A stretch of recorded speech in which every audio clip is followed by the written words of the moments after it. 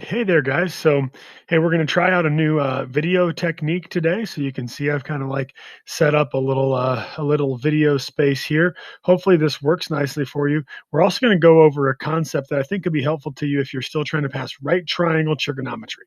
So, there are definitely a couple of questions in the PFA where it is really helpful for you to know how to use the got to make sure I spell it right.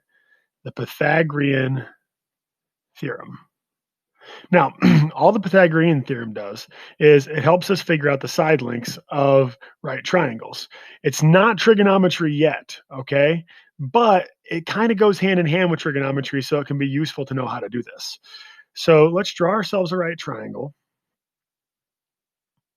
And then let's think about how this works. So remember, it always has to be a right triangle. So I have to have that right angle in there. Now, what we do next is we label the sides A, B, and C.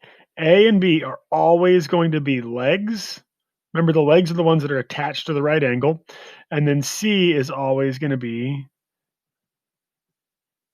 the hypotenuse. Hypotenuse. Okay, so that being said, I have A as a leg, B is a leg, and C is the hypotenuse. I'm going to go ahead and take those out of there so that they're not cluttering up the screen. So I've got A, B, and C now. Now the theorem itself looks like this. It goes A squared plus B squared equals C squared. Cool. Okay. Now let's think about how we could use this in actual like practice. I'm going to slide this up just a little bit. There we go. So let's say that we had a right triangle and it had 3 and 4 as two of the side lengths. Well, what I'm going to do if I want to try and find what that C is, that hypotenuse, I'm going to take my 3 and my 4, and I'm going to put them into my equation, my theorem.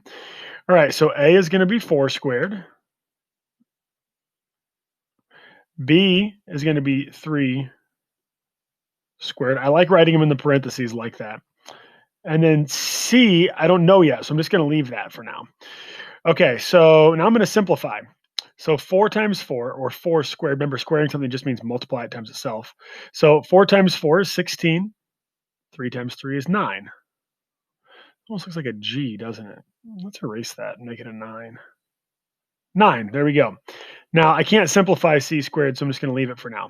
There's one more step of simplification. So I've got to combine 16 and 9 to make 25 equals C squared. Okay, now one last step here, and this is like an algebra step you have to do, is I need to get C by itself, and it's not by itself yet.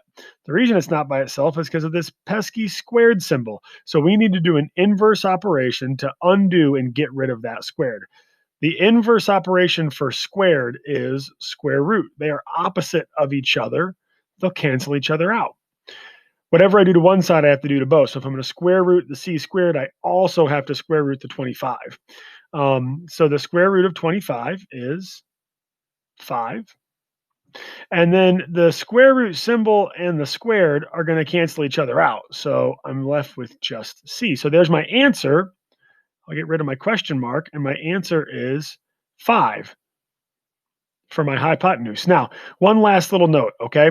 Sometimes when you get to this stage right here of taking a square root, you might not have memorized what the square root of every number is, okay? That's a really great place to use your calculator. Don't be ashamed to use your calculator. And sometimes the square root isn't going to be a nice clean number like 5 either, okay? So your calculator might have to tell you that, and you might end up with a decimal, which could be okay. So that's Pythagorean theorem. Give me feedback on what you think of this video, all right? I'm really interested to see if you guys think, hey, that's kind of cool. Maybe you do it again. Maybe you hate it and you don't want me to do it anymore, but I'm interested in your feedback. So there you go, and have a good one.